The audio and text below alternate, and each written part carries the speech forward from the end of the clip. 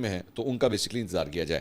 اچھا, اب جو آخری اطلاعات تھیں وہ یہی تھیں کہ یہ جو انٹرنیٹ اور موبائل فون سروس جو بند کی گئی تھی, اس کے اوپر بھی حکومت نے جو ہے وہ انسٹرکشنز دے دی ہیں موبائل فون کمپنیوں کی, اور خاص طور پہ وہاں پہ ایک جو ادارہ جو زیادہ کام کرتا ہے وہاں پہ وہ ہے ایس کام. اب ایس کام جو ہے وہ حکومتی ادارہ ہی ہے, ان کے موبائل فون سروس جو ہے وہ حکومت کے پاس ہی آتی ہے. ایون تو وہاں پہ چند پرائیویٹ مطلب باقی پرائیویٹ آپریٹرز جو ہیں جس طرح موبلنک وغیرہ ہو گیا یہ بھی وہاں پہ کام کرتے ہیں, لیکن بڑی کوریج جو ہے نا اس ایریا کے اندر گلگت بلتستان کے اندر اور آزاد کشمیر کے اندر وہ ایس کام کی سم ہے جو زیادہ کام کرتی ہے. تو وہ تو اپنے حکومت کے اپنے کنٹرول میں ہے, وہ جب چاہیں اس کو ایکٹیویٹ کر سکتے ہیں. دوسرا, اس وقت ظاہری بات ہے ایک جو بہت بڑا ایک اور بھی معاملہ ہے وہ ہے مختلف جو ان کے رہنما ہیں اور مختلف کارکن ہیں ان کے اگینسٹ اس دوران ان تمام مظاہروں کے دوران جو کیسز وغیرہ بنے ہیں وہ بھی جوائنٹ ایکشن کمیٹی چاہتی ہے کہ ان کیسز کو وڈرا کیا جائے اور ساتھ ہی ساتھ جو گرفتاریاں کی گئی ہیں ان لوگوں کو رہا بھی کیا جائے. اب اس سلسلے میں یہ جو 7 رکنی وفد ہے جو کہ بڑا ہائی پاورڈ ہے, اس میں بڑے سینئر سیاستدان حکومت کی جانب سے ڈالے گئے ہیں, ان کی کوشش یہ ہے کہ جلد از جلد جو ہے معاملے کو ڈیفیوز کیا جائے اور اسے ختم کیا جائے, کیونکہ یہ آگ جو وہاں پہ سٹارٹ ہوئی تھی آزاد کشمیر میں وہ کل ہم نے اسلام آباد کے اندر بھی ہم نے دیکھا کہ جو پریس کلب تھا اس کے اوپر حملہ کیا گیا اور وہ اسلام آباد پولیس جو ہے وہ اس کے اندر بھی گھس گئی, اور صحافیوں کے حوالے سے جو صحافیوں کی طرف سے بڑا سخت رد عمل ایکچولی آیا تھا. ہمیں جو آخری اطلاعات پہلے ہم نے پچھلے ولاگ میں شیئر کی تھیں وہ یہ تھی کہ جناب جو پریس کلبز ہیں ان کی جانب سے مذمت کی گئی ہے, مختلف پریس کلبز کی جانب سے مذمت کی گئی کہ کس طرح اسلام آباد کے پریس کلب میں پولیس اس طرح داخل ہو گئی. طلال چودھری صاحب معاملے کو ڈیفیوز کرنے کے لیے وہاں پہ آئے ہوئے تھے اور وہ وہاں پہ جو پریس کلب کی انتظامیہ ہے ان کے ساتھ بیٹھ کے پریس کانفرنس کر رہے تھے, تو صحافی اتنے غصے میں تھے کہ وہ ان کے سامنے سے بھی مائکس اٹھانے لگے تھے کہ ہم آپ کو بات نہیں کرنے دیں گے کہ آپ کے ہوتے ہوئے کس طرح ہو گیا کہ صحافیوں کے اوپر جو ہے اس طرح تشدد کیا گیا. تو اسلام آباد پولیس ٹل ریسنٹلی, اور آئی ڈونٹ نو وائی کہ صرف اسلام آباد پولیس نہیں بلکہ پنجاب پولیس کے اندر بھی جو ہے ان کا صحافیوں کے ساتھ ایک وہ جو ہے نا 36 کا آنکڑا ایویں اسٹارٹ ہوا ہے. یہاں پہ بھی لاہور کے اندر بھی جو ہے وہ صحافیوں کے گھروں پہ چھاپے مارے گئے, ان کے ساتھ بھی جو ہے وہ پولیس نے کافی بدتمیزیاں کی ہوئی ہیں. اسلام آباد کے اندر بھی کوئی نیا سلسلہ جو ہے وہ شروع ہو گیا. آئی ڈونٹ نو وائی, یہ کیا کوئی ایک سوچے سمجھے پلان کے تحت ہے. آلریڈی آپ کو جو پتہ ہے کہ آزاد کشمیر کے اندر جو ہے یہ صورتحال ہے, وہیں پہ آپ صحافیوں کے ساتھ بھی جو ہے ایک نیا محاذ کھولنے بیٹھ کے, یہ کبھی بھی نہیں کیا جاتا, یہ بیوقوفی ہے. لیکن بہرحال بائی دا وے وفاقی وزیر داخلہ محسن نقوی صاحب جو ہے وہ کل پمس اسپتال اسلام آباد گئے اور وہاں پہ آزاد کشمیر میں زخمی ہونے والے جو پولیس کے مختلف جوان تھے, جو کچھ زخمی اور کچھ شدید زخمی, ان کی عیادت کے لیے جو ہے وہ پمس ہاسپٹل گئے, کیونکہ کئی وہاں سے پولیس والوں کو جو ہے وہاں جو زخمی ہوئے تھے آزاد کشمیر میں ان کو اسلام آباد لایا گیا ہے علاج کے لیے. تو محسن نقوی صاحب نے جا کے وہاں پہ ان سے ملاقات بھی کی ہے. اس کے علاوہ جناب سپریم کورٹ نے مخصوص نشستوں کا کیس اس کا تفصیلی فیصلہ جو ہے وہ جاری کر دیا ہے, اور 47 صفحات پر مشتمل یہ فیصلہ ہے جو جسٹس جمال خان مندوخیل اور جسٹس محمد علی مظہر نے اس میں وجوہات تحریر کی ہیں. تفصیلی فیصلے میں جسٹس عائشہ ملک اور جسٹس عقیل عباسی کا اختلافی نوٹ بھی شامل ہے, اور جسٹس صلاح الدین پور کی سماعت سے الگ ہونے کی وجوہات پر ایک الگ نوٹ جو ہے وہ اس کے اندر شامل ہے. سپریم کورٹ نے نظر ثانی درخواستوں کو منظور کرتے ہوئے 27 جون کو فیصلہ سنایا تھا, تاہم تفصیلی فیصلہ اب جا کے آج جاری ہوا ہے, یعنی کہ کل جاری ہوا ہے. تحریر فیصلے میں کہا گیا ہے کہ ریویو پٹیشن صرف آئینی بینچ ہی سن سکتا ہے. 13 رکنی آئینی بینچ کے سامنے نظر ثانی درخواستیں سماعت کے لیے مقرر کی گئیں. آئینی بینچ کے 11 ججوں نے فریقین اور اٹارنی جنرل ایڈوکیٹ جنرلز کو بھی نوٹسز جاری کرنے کا حکم دیا. بینچ کے 2 ارکان نے مختلف رائے دی اور ریویو پٹیشنز مسترد کر دیں. 2 ججز نے حتمی فیصلہ سنا کر مزید کارروائی میں حصہ نہیں لیا ہے. اس کے علاوہ جناب عمران خان صاحب سے ملاقات کے لیے علی امین گنڈا پور نے چیف جسٹس کو درخواست دے دی ہے. اب یہ اس کے اوپر بھی جو ہے بڑی انٹرسٹنگ کامنٹری سوشل میڈیا کے اوپر ہو رہی ہے کہ عمران خان صاحب سے ملاقات کرنے کے لیے کیا واقعی علی امین گنڈا پور کو چیف جسٹس سے ملنے کی ضرورت ہے. مطلب پاکستان تحریک انصاف کے اپنے کارکن جو اس وقت اوبیسلی مختلف کیمپس کے اندر بیٹھے ہوئے ہیں, جس میں علی امین گنڈا پور کے اوپر زیادہ جو ہے وہ ان کے اوپر تنقید ہو رہی ہے, گنڈا پور صاحب کے اوپر. تو اس پوائنٹ کے اوپر تنقید ہو رہی ہے کہ جناب جب آپ کو ملاقات کرنی ہوتی ہے, جو کہ ابھی ہوئی بھی تھی, میرے خیال میں غالباً پیر والے دن ملاقات ہوئی تھی اور بڑی تفصیلی کوئی 2.5-3 گھنٹے کی جو ملاقات تھی, اس میں آپ کو کس کی پرمیشن کی ضرورت تھی. اگر آپ نے ملنا ہوتا ہے تو آپ کے دروازے کھل جاتے ہیں, اگر آپ نے نہیں ملنا ہوتا تو آپ کے لیے کوئی دروازہ نہیں کھلتا. تو یہ چیف جسٹس سے ملاقات کرنے کی یہ جو پوری ایک ایکسرسائز ہونے جا رہی ہے, آخر اس کی ضرورت کیا ہے. تو ایک کامنٹری یہ ہو رہی ہے. دوسرا, گلوبل سمود فلوٹیلا, وہ کشتیوں کا جو ایک پورا بیڑا جو غزہ میں جو مسلمان ہیں ان کی مدد کے لیے جا رہا تھا, اور اس کے بعد اسرائیلی فورسز کی جانب سے جو اس کے اوپر جو ہے وہ حملہ کیا گیا اور وہاں پہ جو والنٹیئرز تھے انہیں گرفتار کیا گیا. پاکستان نے اس کے اوپر آفیشلی اپنی ایک سٹیٹمنٹ دی ہے اور پاکستان نے اس کی مذمت کی ہے, اور فلوٹیلا پر سوار کارکنان کی گرفتاری بین الاقوامی قانون کی سرین خلاف ورزی ہے. پاکستان کی جانب سے یہ سٹیٹمنٹ دی گئی ہے. وزارت خارجہ نے کہا ہے جی فلوٹیلا میں 40 سے زائد سول جہاز اور 500 بین الاقوامی کارکن شامل تھے. کارکنان غزہ کے محصور عوام کے لیے انسانی امداد لے کے جا رہے تھے. اسرائیل کی کارروائی بے گناہ شہریوں کی زندگیاں خطرے میں ڈالنے کے مترادف ہے. اسرائیل کی مسلسل جہریت اور غیر قانونی ناکہ بندی سے 20 لاکھ فلسطینی متاثر ہیں. انسانی امداد روکنا اسرائیل کی بطور قابض قوت ذمہ داریوں کی سنگین خلاف ورزی ہے. دفتر خارجہ کے مطابق پاکستان فوری اور غیر مشروط جنگ بندی کا مطالبہ کرتا ہے اور غزہ کی غیر قانونی ناکہ بندی کے خاتمے پر زور دیتا ہے. فلوٹیلا پر سوال تمام کارکنان اور رضاکاروں کو فوری طور پہ رہا کیا جائے. آخری اطلاعات تک جو ہے وہ سینیٹر مشتاق وہ ابھی تک انڈر اریسٹ ہیں. ان کے حوالے سے کوئی زیادہ مزید اپڈیٹس نہیں ہیں, لیکن موسٹ پروبیبلی یہی کہا جا رہا ہے کہ جس طرح اگر ماضی کی پریکٹس کو اٹھا کے دیکھا جائے تو اسرائیل جو ہے وہ ان لوگوں کو پہلے بھی جب فلوٹیلاز وہاں پہ گئے ہیں تو لوگوں کو کارکنان کو گرفتار کر کے اس کے بعد ان کو ڈپورٹ کر دیتا ہے یورپ کے کسی اور ملک کی طرف. تو موسٹ پروبیبلی ہو سکتا ہے کہ ان لوگوں کے ساتھ بھی جو ہے وہ یہی کیا جائے. لیکن ایک بڑی انٹرسٹنگ خبر جو ہے وہ سامنے یہ آئی ہے کہ کولمبیا نے ایک بڑا ہی سخت قسم کا رد عمل دیا ہے اسرائیلی فورسز کی جانب سے یہ جو کاروائی کی گئی ہے اس کے اوپر. اور میرے لیے آئی واز کوائٹ سرپرائز. ان کے صدر ہیں گستاو پیٹرو. انہوں نے اعلان کیا ہے کہ جی غزہ کے لیے امداد لے جانے والی یہ جو گلوبل سمود فلوٹیلا کے عملے میں شامل 2 کولمبیائی خواتین کی گرفتاری کے بعد ملک میں موجود تمام اسرائیلی سفارتکاروں کو ملک بدر کیا جا رہا ہے. اب یہ کتنا بڑا سٹیپ ہے کہ صرف 2 خواتین, ہمارے بھی 2 بندے ہیں, ایک صاحب جو ہیں وہ آزاد کشمیر سے اور ایک یہ سینیٹر مشتاق, ان کو یہ بھی اس فلوٹیلا کے اندر شامل تھے. لیکن کولمبیا سے تعلق رکھنے والی یہ 2 خواتین کو گرفتار کرنے جب کیا گیا ہے تو کولمبیا نے جو ہے وہ اسرائیلی سفارتکاروں کو ملک بدر کرنے کا فیصلہ کرنے کا, گیٹ آؤٹ, باہر نکلو یہاں سے. تو صدر پیٹرو نے سخت رد عمل دیتے ہوئے کہا ہے کہ اگر یہ اطلاعات درست ہیں تو یہ وزیر اعظم بنجمن نیتنیاہو کی جانب سے ایک نیا بین الاقوامی جرم ہے. اسرائیل کے ساتھ آزاد تجارتی معاہدہ فوری طور پر ختم کیا جا رہا ہے. صدر پیٹرو کے فیصلے کے بعد کولمبیا خطے کا وہ پہلا ملک بن گیا ہے جس نے فلوٹیلا واقعے پر اسرائیل کے خلاف اتنی بڑی سفارتی کارروائی کی ہے. اور کولمبیا کے بائیں بازو کے پہلے صدر نے جنرل اسمبلی اجلاس میں غزہ میں نسل کشی کے خلاف سخت تقریر کی تھی جس پر امریکی اور اسرائیلی سفیر اپنی سیٹوں سے اٹھ کر باہر چلے گئے تھے.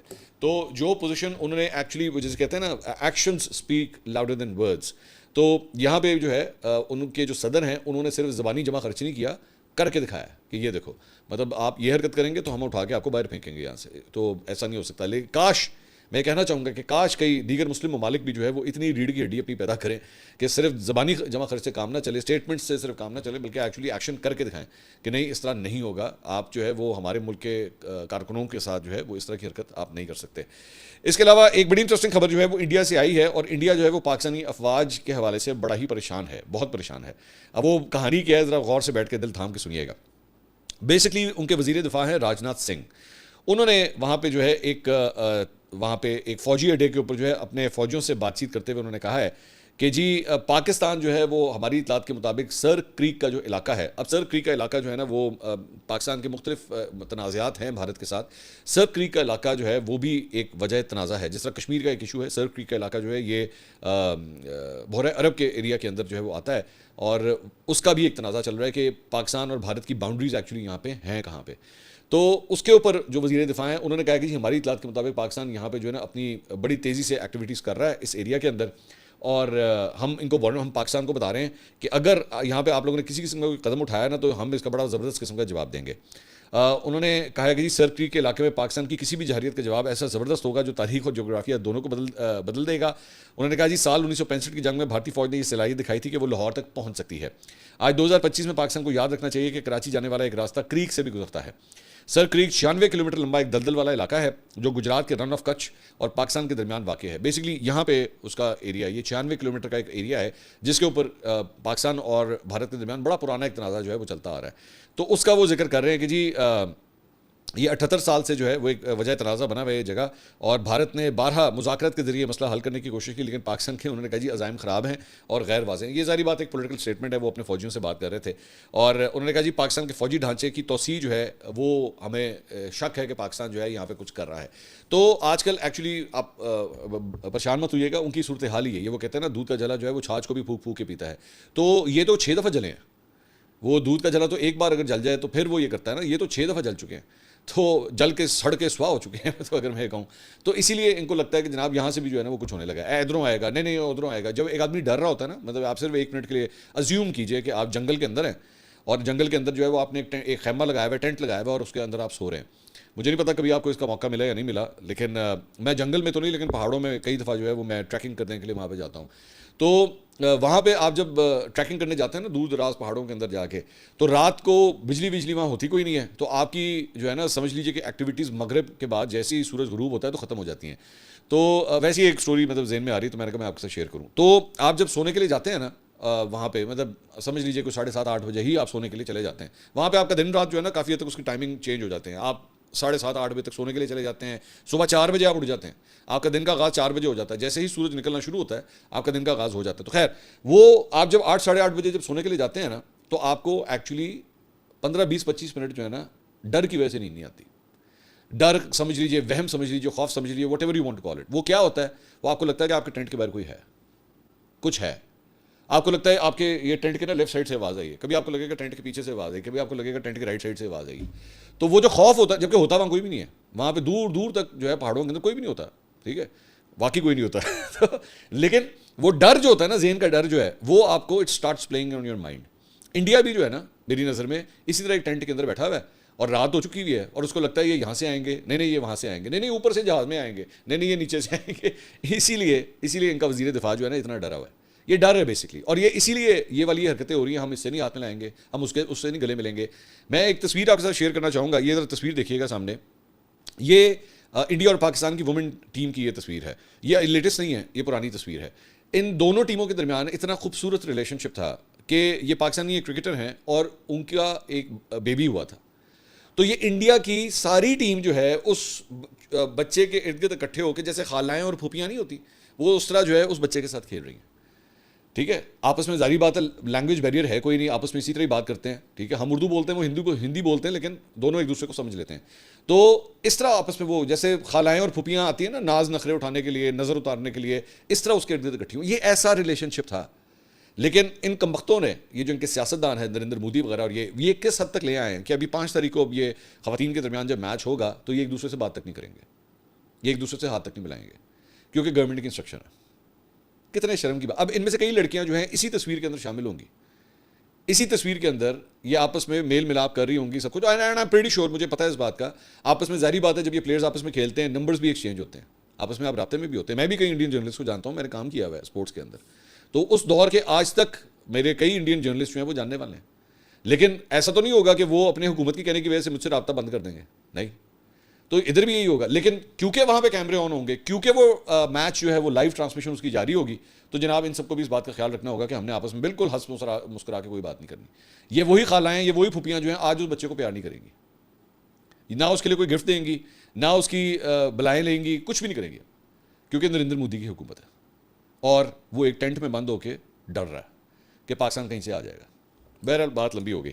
اچھا جی, بائی دا وے یہ جو حرکت ہے جو میں آپ کو بتا رہا ہوں, یہ ہاتھ نہ ملانے والی, اس کے اوپر جنوبی افریقہ کے سابق کپتان اور لیجنڈ بلے باز اے بی ڈیویلیئرز نے بھی جو ہے بڑے سخت الفاظ میں جو ہے اس کی مذمت کی ہے, اور انہوں نے کہا یہ اسپورٹس مین اسپرٹ کے خلاف ہے. سوشل میڈیا کے ایک ویڈیو پروگرام میں انہوں نے کہا کہ بھارت کے رویے کو تنقید کا نشانہ بناتے ہوئے انہوں نے کہا کہ خطے کی سیاست کو کھیل کے میدان سے الگ رکھا جائے. انہوں نے کہا کہ بھارتی ٹیم شاید اس سے خوش نہیں تھی جس سے اس نے ٹرافی وصول کرنی تھی, لیکن میرا نہیں خیال کہ اس بات کا کھیل سے کوئی تعلق بنتا ہے. ایشیا کپ کی اختتامی تقریب میں سب کچھ دیکھ کر دکھ ہوا, امید ہے معاملات کو جلد حل کیا جائے گا. صورتحال سے کھیل اور کھلاڑی مشکل میں پڑے, یہ سب دیکھنے سے مجھے نفرت ہے. تو بڑی اچھی بات ہے کہ اے بی ڈیویلیئرز نے میرے خیال میں آئی پی ایل نہیں کھیلی نا اب, تو یہ باقی جتنے جو ہے نا جو گورے ہیں ان کا یہ بھی تو مسئلہ ہے کہ انہوں نے آئی پی ایل کھیلنی ہے, اس لیے یہ کھل کے بیان بھی نہیں دے سکتے. کئی میچ ریفریز ہیں, کئی امپائرز ہیں, کئی کامنٹیٹرز ہیں, کئی پلیئرز ہیں جنہوں نے جا کے آئی پی ایل کھیلنی ہوتی ہے.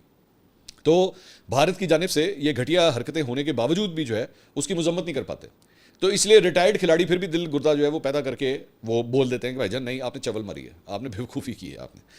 اچھا جی, اس کے علاوہ بھارتی کرکٹ بورڈ نے البتہ باقاعدہ طور پہ بھی اناؤنس کر دیا کہ ہمارا خواتین کے حوالے سے بھی وہی ایس او پی رہے گا جو مردوں کے حوالے سے ایشیا کپ کے اندر تھا, یعنی ہم نے بے شرمی رہنا ہے. سمپل آسان الفاظ میں جو ہے ہم بے شرمی رہیں گے.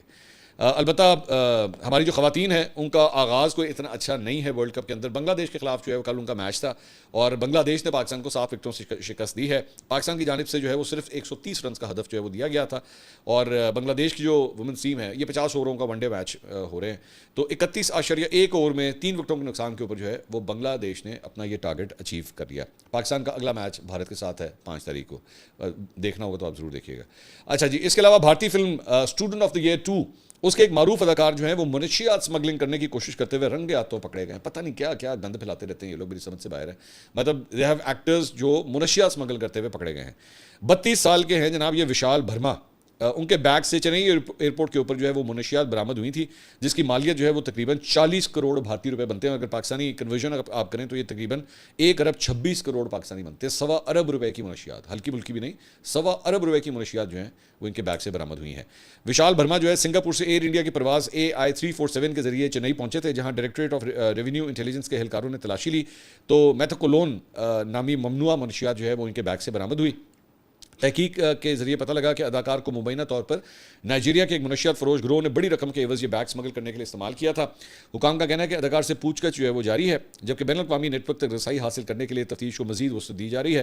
وشال ورما نے 2019 میں ریلیز ہونے والی film student of the year 2 میں اداکاری کے جوہر دکھائے تھے. یہ پہلا واقعہ نہیں ہے. گزشتہ ماہ رگینی دویدی اور سنجنا گلرانی انہیں بھی اسمگلنگ کے الزام میں جو ہے وہ گرفتار کیا جا چکا ہے. اور ویسے بائی دا وے نارکوٹکس اور منشیات کے حوالے سے جو بالی ووڈ بہت بدنام ہے. ان کی پارٹیز کے حوالے سے کئی ایسی ویڈیوز آ چکی ہیں.